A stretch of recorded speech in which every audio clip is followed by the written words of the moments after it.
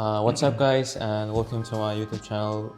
It's my very first podcast video, and today we're going to be having a podcast. Today we're gonna have a podcast, very incredible one, very meaningful one. So I hope you guys gonna love the podcast. So let me introduce myself first. I am Jasurbek Sapayev, and most people know me as John. I'm going to turn 18 in 2 months, I guess. Yeah, and I've been teaching for like 6 months, I guess. Yes, I've taught more than 100 students, I guess. Yeah, so this is a little information about me. I mean, if you want more information, go follow to my social media accounts on Telegram, on Instagram. You can more know about me. So, and now we can talk about our guest and our big teacher. Hi. Great. So I'm going to look at this camera and... Yeah, you can come to this. Assalamu alaikum everybody. I am Aghabek Ruzmerov, an English teacher and IELTS instructor from Hanka, Khorazm.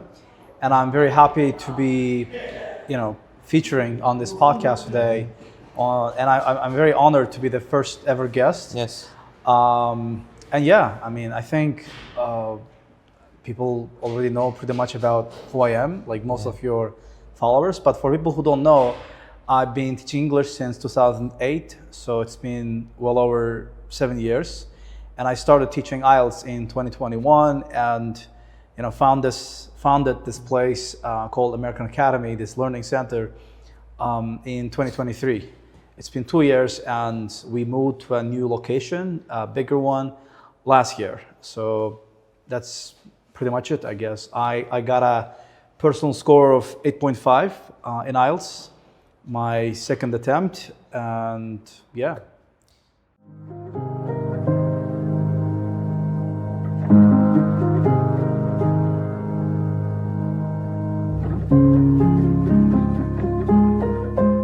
Yeah, so you just mentioned you got 8.5 in IELTS. So I mean, most of your students, or maybe most of your followers, or maybe most of the people might be interested in, like, when are you going to get IELTS 9? Well, very soon, actually. That's the next big thing that I'm setting my sights on.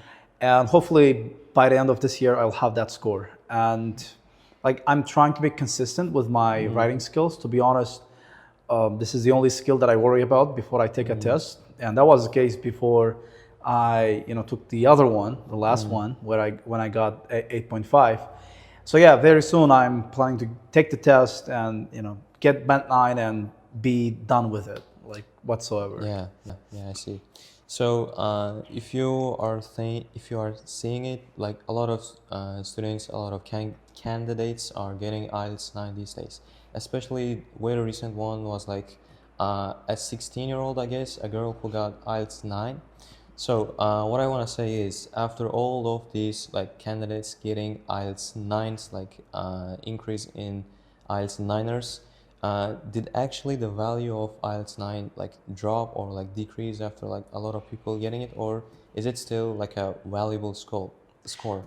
Well, I don't think the value per se, the raw value itself, is not going to change, because getting a 9 was difficult and is still difficult.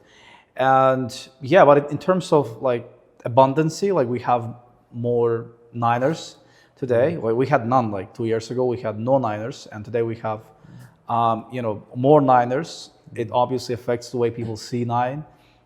It's like band 7, for example. I remember back in the day, band 7 was a big deal, and today if you get band 7, it doesn't feel like a big deal, but it is still a big deal, especially internationally speaking. And I think all the 9s and even 7, 8s are only tips of the iceberg. There are a lot of people who get 5.5 and 6. I think they make up just 3 to 4%, 7 pluses, and 9 pluses make 0.00 something percent. So yes, there are more 9ers than before, but that doesn't necessarily mean that getting a 9 is an easy thing, or 9 is not a valuable score anymore. It is still a valuable score, and if somebody has band 9, it means they have a very strong command of English, and they have worked very, very hard to reach that level of fluency. Yeah. So you mentioned like 2 years ago, like there were no IELTS niners. And Yes. also, these days we can see like in our center also, there are a lot of students who are getting IELTS 7 pluses. So what I want to say is it now easier to get IELTS 7 plus, or like back in the day, like, or 2022 or 23? Like, is it any easier or something like that? Yes, I think it's definitely easier, comparatively speaking, because back in the day, we did not have access to a lot of the resources that students have access to today. For example, I remember like when I was studying for IELTS, somebody told me that I should be reading an article. Like we really didn't know that it was a thing. Like the way we practiced was we just take a couple of books, we do practice and learn vocabulary from passages. But outside of IELTS, we didn't do a lot of work. So I think the knowledge about IELTS test has grown, over the years, and also people, have better tools and more access to the right tools, like tools that actually work, if you know what I mean. So yeah, I think it's easier comparatively speaking, not because the test has gotten easier, but because people have become smarter about it, Yeah, their yeah, preparation and the, whole test itself. yeah. So, as we can say, like after the cancellation or paper-based IELTS in Uzbekistan, I mean, you have talked a lot about it. Yeah. So, is there any danger in the future of IELTS in Uzbekistan? Like, what do you think? Like, is it going to like cancel like at all, or let's say, what is going to happen if that happens? Well, I really don't know. I guess if IELTS, you know, was to ever disappear, like to leave Uzbekistan altogether, I think there will be another test for us to prepare students for. But I don't think IELTS is any, real danger because if there is a breach, of the system and the whole test, even on computers, then it's IELTS' fault. It's not necessarily the candidate's fault because a good system should not allow any cheating, if Yeah. you know what I mean. If Yeah. it does, then it's not a very good system. So it's IELTS' job to basically work around it, to make it as cheat-proof as possible, the computer-based test. And I think that's the case today. I've never encouraged my students to look for an easy path. Yeah. Or one of my students, I've never told you there are Yeah. ways you can get IELTS, easier ways for you to get an IELTS. Sure. But yeah, generally speaking, I don't think IELTS is any, in any real danger because it is on computers now. And actually, I was reading like a lot of students, because we don't have paper-based tests where you can, cheat, so to speak. We don't have that, so they're leaving for other countries to sit the test, in Kazakhstan and Yeah, yeah, Kyrgyzstan. yeah. But turns out you can't do that anymore because IELTS doesn't allow it. So if you're from Uzbekistan and want to take the test in Kazakhstan, you can't do it because you gotta show them a proof of residence, like the fact that you live, residency, the fact that you live there. So if you don't live in Kazakhstan, goodbye. So go back to Uzbekistan and take your CDI test. test, yeah, yeah. Yeah. So, as I said, like we have a lot of students, especially in our center, getting 7 pluses. So let's talk about your like American Academy, kind of your business. So, how did you start your business actually? Well, it really didn't start out as a business, to be honest, because I never saw myself as a businessman. I always believed that I'm a teacher. I still do, to be honest. Like doing like the business part of things gives me, more burnout than the actual teaching. I love teaching. I enjoy it. Like I enjoy preparing for lessons. Like I think about how I'm gonna teach and how much students are gonna learn all the time. And during the lessons, it's like I'm on stage and like my students are my fans and Yeah. we're having a great time. But I never started out as a businessman. So the way it worked, the way it came about was that I had a lot of demand that I couldn't, deal with myself. So I started, offering my, students jobs like those that I, thought could make teachers. So one of them is you, obviously. Sure. So I started offering them jobs, and out of nowhere, here we are. So we got a learning center. Yeah. And like my biggest goal back in the day was like having a strong enough command of English so that I can teach people. both, at home. I used to work at home, like, Yeah. and also like at school or a university. Like my biggest goal was like to get 8 in IELTS and to work at university as a teacher, both of which I have already accomplished. And I don't work at university anymore because, again, there is too much for me to handle here at the center. And instead of 8, I already have 8.5. And to be honest, I'm going through this, a phase in life where I don't know what to do anymore because I have accomplished what I wanted to accomplish a few years back. So now I need to set new goals, and I have set them, obviously. And yeah, like life feels a little bit boring if you achieve your goals, to be honest. I am like what they call sanguinic by nature. I'm not sure if I'm pronouncing it correctly because it's a psychological term, which means I get bored pretty easily. And given that I can learn things quickly, like for example, I did video editing, I did blogging and everything. Sure. I can learn things pretty easily, and once I do, I feel like I have squeezed all the juice out of it, and I don't want to continue. But if you think about it, consistency is what breeds success. If you want to be successful, then more than talent, more than hard work, actually, consistency matters. You can work hard for a few days, maybe a month, but those who go past can get past the month where the boredom starts are the ones who are gonna actually get successful. So so complacency plays a part. I mean, I've become complacent. So first I got this 8.5, and it lasted me for like 4 or 5 months, and then I started this learning center, and then again the highs you get from that again last for a while. And before I know it, it's been like 2 years since I took the test, and now it's time for me to. I guess the score expired, right? Yes, 8.5 has expired. Yeah, But it doesn't mean my English skills have expired. Sure, Yeah. sure. I mean, yeah, of course. Yeah, people might get it in a wrong way. So, anyways, let's say we talked about the past of the American Academy. Now, what kind of plans do you have for the future of AA? Well, for the immediate future, I want to make CDI mocks available. I guess in the next like 10 to 15 days, we'll have them. Like we'll have computers and a specific room, like dedicated room for mock tests. That's number one goal. And other than that, I'm also planning to start my own podcast. Inviting people from all around Khorazm, like basically IELTS instructors, and have a talk with them, like the way you're doing with me.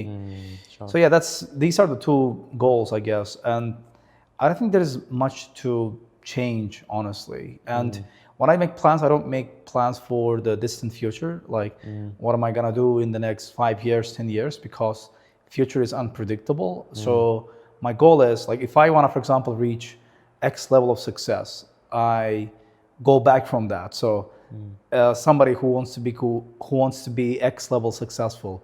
So does he read? Yes, he reads books. Does he exercise? Yes, he exercises. Does he saves money? Does he save money?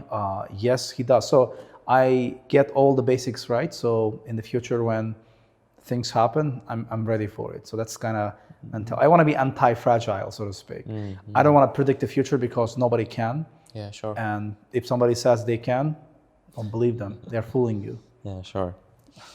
So I asked followers from my Telegram channel to write questions to you, and I guess there was only one question. Yeah, I mean, anyways. So the question said, if you were not a teacher, what kind of job or a position in life you would be? Well, that's a very interesting question. A lot of people ask me, and they asked me the same question in the last podcast I went on.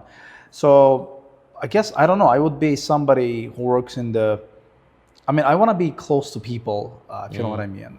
So I guess I would probably be a journalist, a reporter. I used to say actor, but then I don't think I like acting that much. So yeah, I think a journalist or a reporter or a writer. I like writing, not like IELTS writing, obviously. I don't like it. I find it boring. I like creative writing. So maybe I would be a writer, but I want to be somebody that can, help transform lives, so to speak. For example, as a journalist, I can, open people's eyes to current issues, right? Problems that we haven't addressed in our society. As a writer, for example, I can write about that and people can get educated. So I want to be somebody who can influence people in one way or another and influence their lives for the better, obviously. Okay. So you talked about your favorite, like you talked about you want to write a book in the future. So let's say, what is your favorite book actually you like reading? Well, first of all, I didn't say I would write a book, Yeah, you want but to. I want to. I mean, I would be a writer if I Yeah, wasn't a yeah. teacher. That's what I said. And speaking of my favorite book, so in terms of fiction, it's probably Catcher in the Rye. I like this book. It kind of speaks to me because the main character is, I mean, it kind of speaks to my younger self. I feel like I, traveled back in time and lived as an adolescent again. Like, because Catcher in the Rye is about an adolescent who is, trying to learn about life and find his place in society. And a lot of the things that he says kind of spoke to me, and I almost ended up crying like the third time I read it. It was so impactful. But again, because again, it resonated with me, the idea, the experiences that the main character goes through. In terms of nonfiction, it's probably The Subtle Art of Not Giving a Fuck. I love this book a lot because it taught me about values, that not everything deserves your attention, your energy, and especially the way it's written is so, intriguing, like so engaging, so to speak. So this Mark Manson guy was one of my favorite writers. He delivers, complex ideas in a way that you understand them very easily, and like you won't forget them for the rest of your life. Yeah. So, I mean, I am new to reading actually. I started reading your book that you gave to me as a gift, the influence one. Yeah. Yeah, I'm reading it. It is actually quite useful, and also I guess your like fiction book, your favorite fiction book, also would be a perfect book for me, right? Sure, I sure. guess it suits my situation. Especially for you, yeah, yeah, especially for you. Yeah, I also gotta read that. Okay, so let's say about success. So, what does success mean to you? Okay, that's a very good question. Success, how can I put this? Um,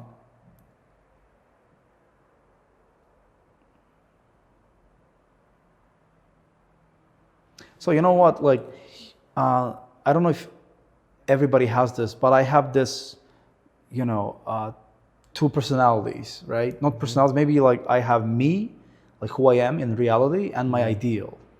My ideal is somebody who, is very consistent, who is very intelligent, both emotionally and literally, and brave and courageous, fit and strong, right?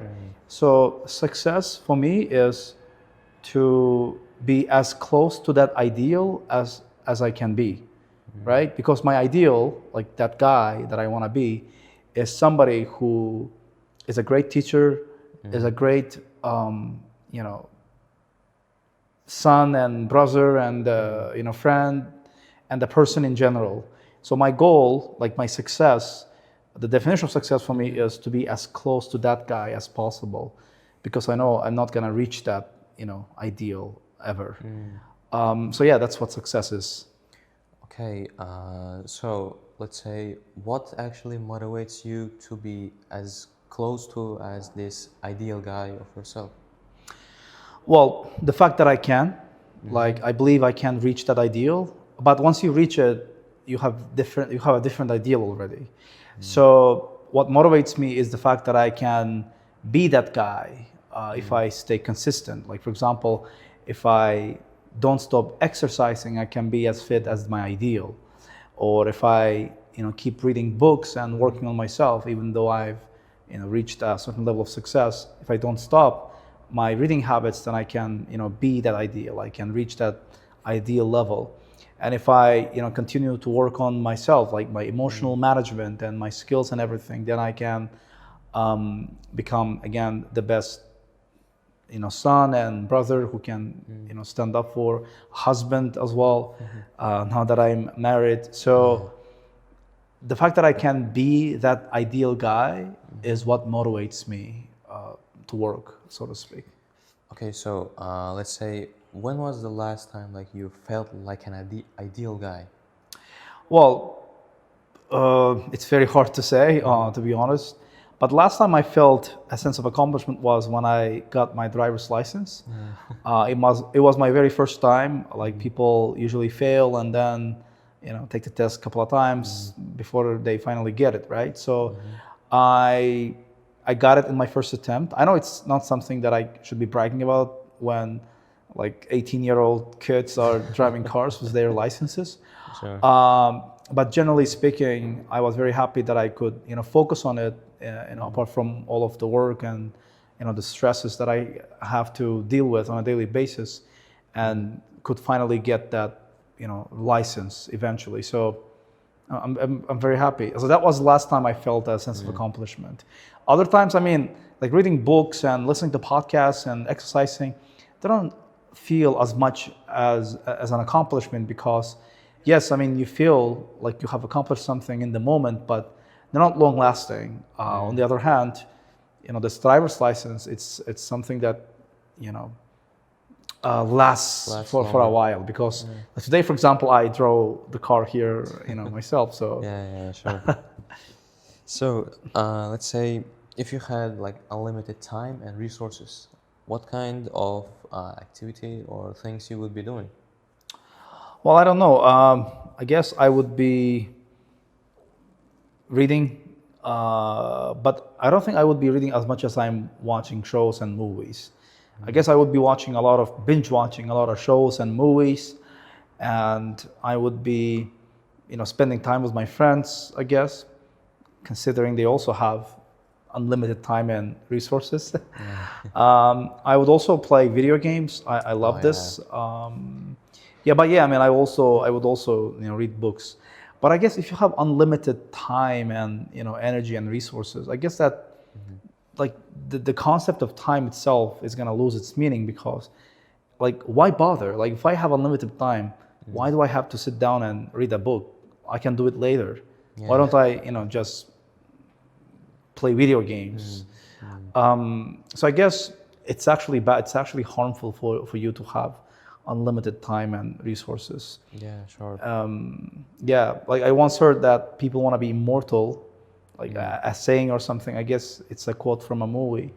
But if you become immortal, then everything you value in life loses its value. Like, why do you have to take care of your mother because she's gonna be here forever? You can take care of her like 500 years later, right? Like today, for example, we value and care about people because they are not here with us forever, right? Starting with grandparents and parents, like friends and family and everybody, we value them because the moment we have with them is short-lived, so to speak. Like this moment, for example, yes, after like 60 years, for example, I might be gone, you might be gone, like who knows? But the point I want to make is like, yeah, I think what adds value to things and people in life is actually the fact that time and resources are limited. So, yeah. Okay, yeah, I guess you're not expecting this, philosophical answer to your question. So, I mean, sure, yeah. So let's say, okay, where and probably what will be a 60-year-old Arabic teacher, Arabic representative doing? 60-year-old. 60-year-old, yeah, 70-year-old, like an old Arabic guy. I see. Well, first of all, I want to be so well-read and well-rounded that I can guide my grandkids into the right, fields and professions and everything. And I also want to be super duper rich. I don't want to, worry about money at all, especially as an old man. Of course. So wealth matters. Intellectual wealth also matters. And I guess I would want to spend my time reading again, because again, as an old man, I'm not sure like what kind of old men we would be in the future, because we didn't grow up like the other old guys, like the old guys that we have today. Sure, right? sure. So I don't know, maybe I would be playing video games with my friends. Yeah, that's also like, I mean, after I get into pensy, how do you say it in English? After retirement, yeah. Okay. So after retirement, I would probably playing video games, like the games I couldn't play right now.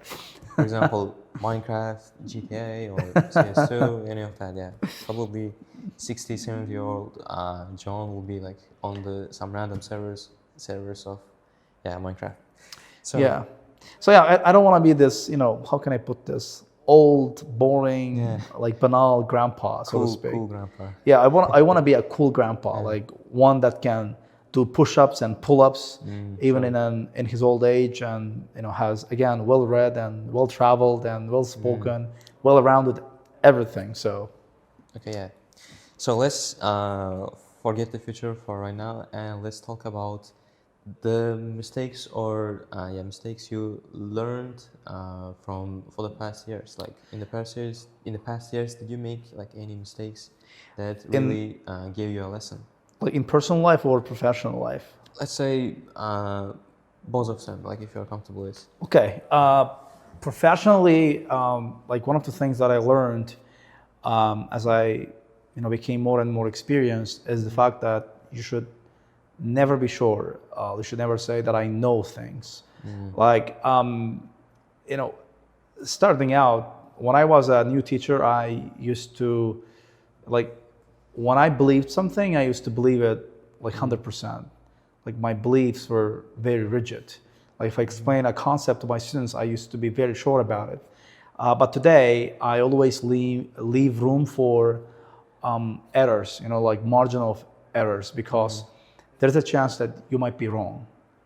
I mean, you don't know it yet, but in the future you'll know, and you might be embarrassed. So if I'm explaining something to my students, I always say, usually this is what happens, this is how you use it usually, whatever, because again, for example, there was this, pronunciation mistake that I made when I was teaching a class in my home. There's this word allow, right? Which means let. Yes. So I used to pronounce it as allow. Like that's the way I learned it. I started out with grammar at the beginning, like most of us. So I used to say allow. So I thought the right way to pronounce it is allow. And then I made everybody scream allow, allow at the top of their lungs. But turns out it's actually allow, like the right way to pronounce it. And I had to, swallow my pride and let everybody know that I made a mistake, and now we're gonna pronounce it the right way. Allow, right? Yeah. So by the same token, when it comes to other things as well, other concepts or ideas and whatever, like don't think that you know. Always ask yourself, what if I don't know? Like that should be the question that you should always have in your head. Whenever you teach something or talk about something, not only in teaching but also in everything, like politics and other things. So that's the mistake that I learned professionally. Personally, I don't think I made too many mistakes. Only a few mistakes. Yeah. Okay, so let's say, what do you value most in the people you work or live with? Well, back in the day, it was sincerity. It still is. Like, I value people who don't pretend to be somebody that they are not. Like real, authentic people. Yeah. Authenticity. I guess I also talked about it before. So sincerity matters. Like if people says that they respect you, you want to believe that they actually do. Like they're not saying it just to look good, if you know what I mean, or just to Yeah. save face. So that's what I value. That's number one. And but I guess other things that I value in people today are courage, responsibility, especially responsibility. Mm. I mean, I can't bear it. I can't stand it if especially men are irresponsible, like they don't take care or they can't take care of their family, of themselves in the first place and their family and Mm. their problems and all. So sincerity, authenticity, responsibility, courage also matters. Mm-hmm. Like for example, there are a lot of, I mean, courage we usually associate with men, but there are a lot of girls that I know who are very courageous and Mm. who stood up for themselves and for other people. Mm. So yeah, these are the things that I value in people. Okay, good job. So, let's talk about like how do you how do you handle conflict or disagreement? Well, it depends. Okay, like where? Like in academic life, like in personal Uh, life or professional life let's again. say professional and academic also, like with your students. So professional, I try to be as honest as possible without being too blunt, Mm. so to speak, because people have emotions and I don't want to hurt them, Mm. so to speak. I don't want it to be personal, so to speak. Mm. Like it's just business. So, but I mean, at the same time, if you don't tell them the truth, then they can't learn from their mistakes, right? Mm-hmm. So I let them know what they're doing wrong and how they can be better, as honestly as possible, but not, Mm. but I try to be, uh, not to be blunt, so to speak, if you know what I mean. And in personal life, I usually take that person aside and talk with them. Mm-hmm. Sometimes it can involve shouting and screaming and beating, Yeah. like has happened a lot of times with my brother. I Yeah. guess I'm It talking happens. about my brother in general here, specifically here, because like I don't shout and scream and beat. I can't do this except Someone else, right? yeah, like to someone else. Like it's only my brother. So sometimes we don't get along on certain things, and Mm. like sometimes we get into a fight, like an actual physical fight. But in the end, like both of us learn. Like I learned Yeah. that the physical fight was not necessary. My brother learns Yeah. that what I was saying was actually right. So yeah, and when I get into a conflict with my dad and my mother, Mm. usually like it happens because they get the wrong idea, Mm. right? So I mean, there's this book that I read, Crucial Conversations, and it says whenever people are offended by whatever you say or do or don't do, Mm. it's because safety. They don't feel safe talking with you Mm. or with you not doing or doing something. So I explain whatever I have done or I haven't done, whatever I have said or haven't said, I did in their best interest, if you know what I mean.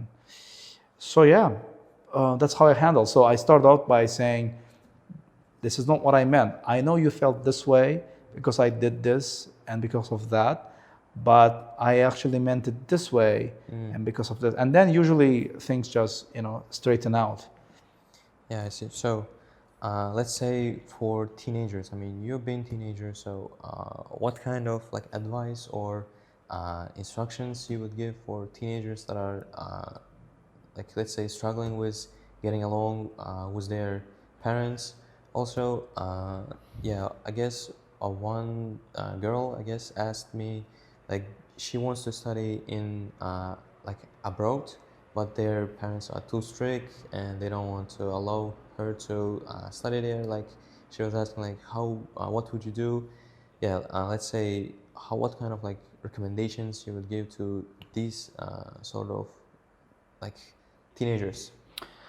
Well, I would say listen to your parents. I mean, Mm. usually it's like, how can I put this? You feel so sure of your, beliefs, like your convictions, that Mm. you believe that your parents are wrong.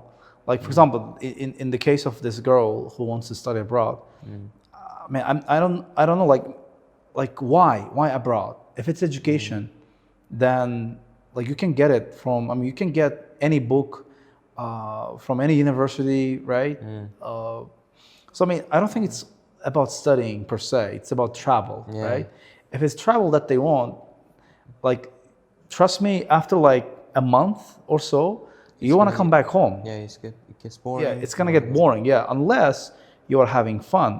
But what kind of fun are you gonna have as a girl? Like you Yeah. can't go out at night, like boys, for example. You can go Sure. out and play games and whatever.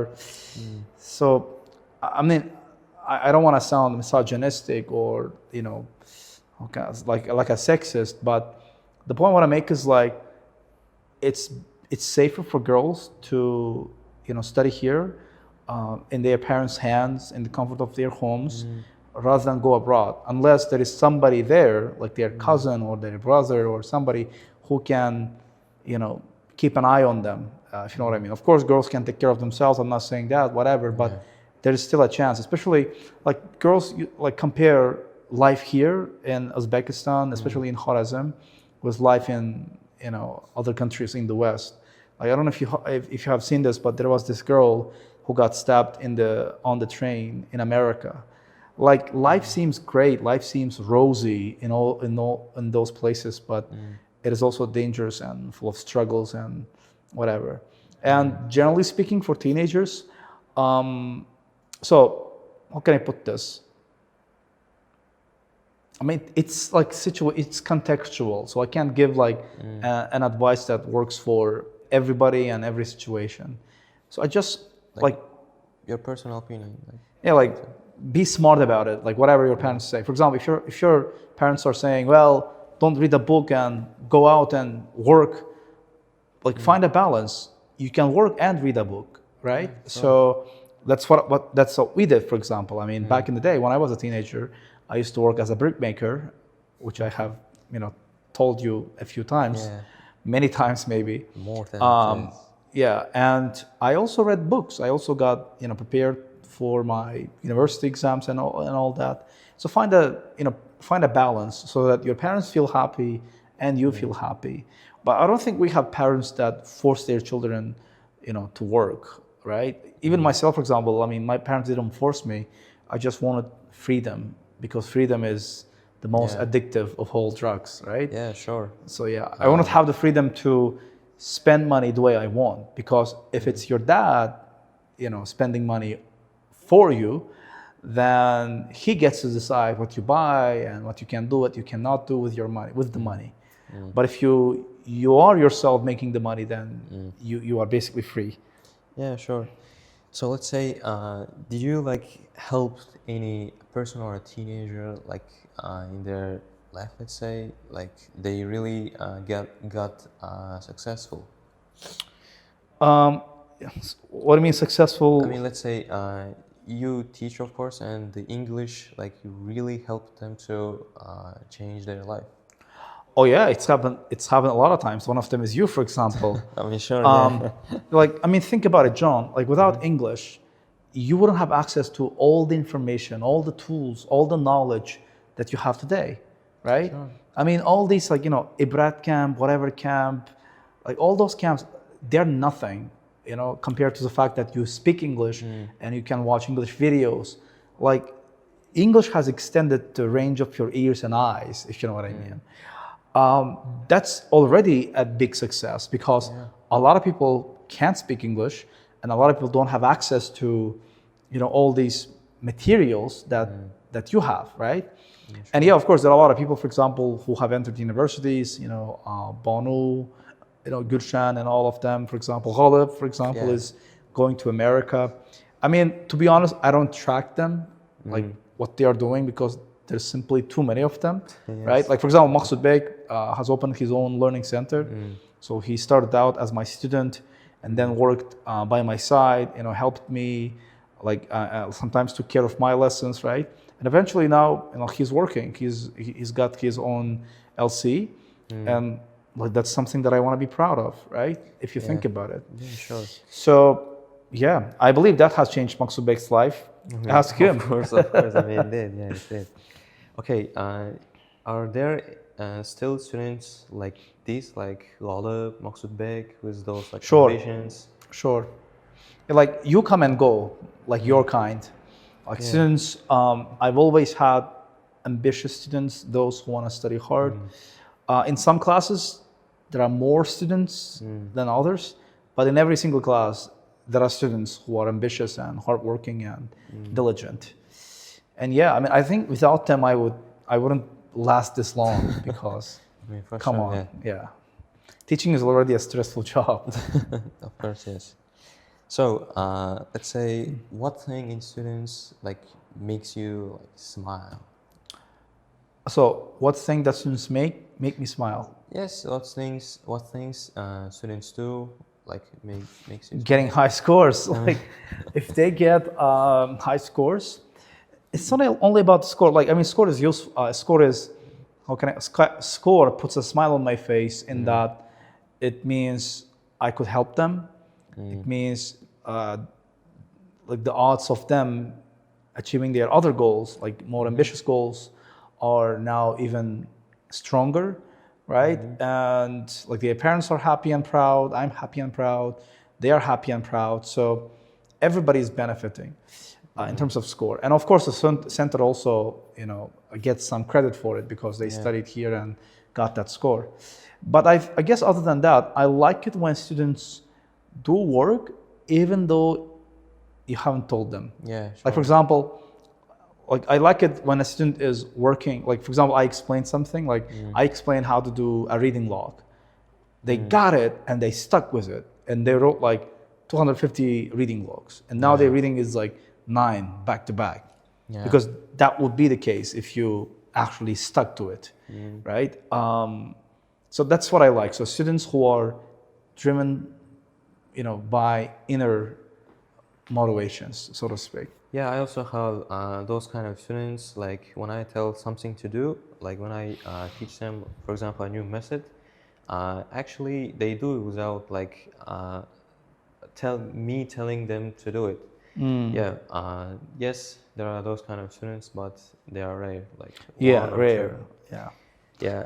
That's the challenge as a teacher. Yeah. Yeah, sure. And those kind of things like really makes teachers smile.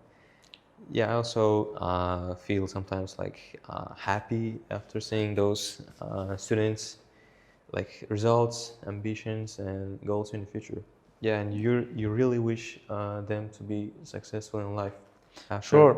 Sure, yeah. It's like they're your kids. Yes, and sure. like you're raising them. Yeah. And like you're looking at them like a proud, happy father. Yeah, it really happens.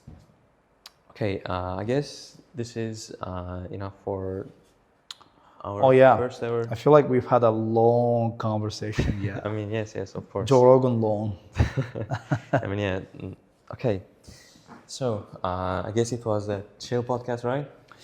Yeah, that's what you told me the name is. Yeah, chill Yeah. podcast. Yes, I guess we chilled, and I guess it is enough for the first podcast, and we will see you in the future episodes, and also followers. If you want someone to be in the next video, you can comment on it. And also, if you have any like last words to subscribers or students, you can say. So yeah, I just want to say good luck to John, like to you. Thanks. And to subscribers, just follow John, follow us on social media, and you won't regret. Good luck to you in your studies and in your life. That's what I want to say. Okay, yeah. Hopefully next time you invite me to a podcast, I will have this Band 9. Of course, We'll laugh about it. Oh yeah, a couple of months ago. We will 100% do it, yeah. Okay, so if you have more questions or like any recommendations or any mistakes that we did, you can write it on my social media accounts. You can follow Instagram, you can follow Telegram. You can also follow to all big teachers social medias. I'm also going to mention them. So stay tuned for the next videos, and also I would really appreciate if you like supported me, because I can say I am the editor. I am the yes. Like, you are the everything. editor, yeah. You are the everything. I set up everything. I'm gonna like put everything like on the place. I'm gonna edit it. I'm gonna post it. So I would really appreciate if you supported me. So once again, thank you, big teacher, and we will hope you'll get what you want to do in the future. Thank you. Thank you. Thanks. Okay. Yeah, I guess Great. this is it.